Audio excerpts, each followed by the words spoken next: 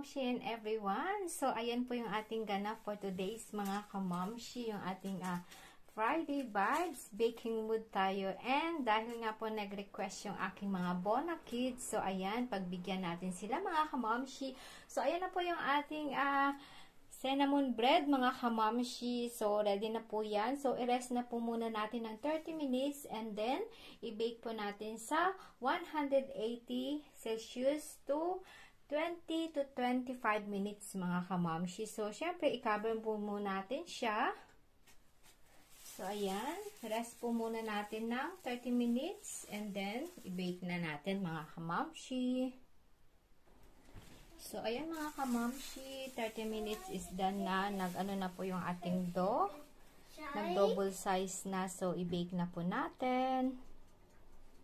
So, ayan mga kamamshi. Almost ready na po yung ating bake cinnamon bread. And ready ko na siya sa oven. Uy.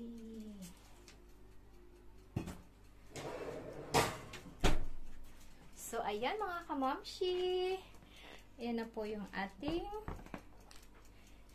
cinnamon bread na super perfect para sa akin mga kamamshi. So, ayan na po.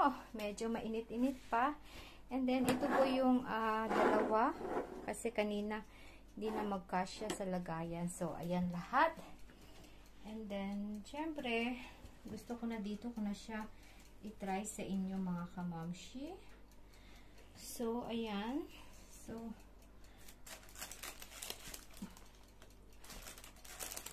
wait.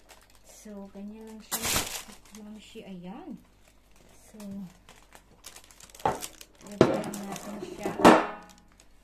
So, ingat tayo sa sobrang init. So, ayan mga kamamshi, yung ating cinnamon bread na super perfect as always mga kamamshi, diba? Nagutom na ako mga kamamshi. So, ayan, mainit pa po talaga siya. So, kahahaon ko lang. So, gusto ko na talagang i-flex sa inyo.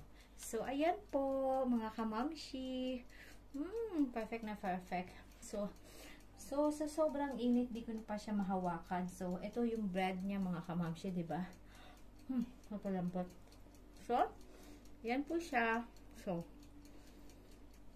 mga kamamshi. Sarap. Makain na po ako. Sorry mga kamamshi. So, ayan na mga kamamshi. Thank you for watching and happy Friday everyone. Ciao, ciao!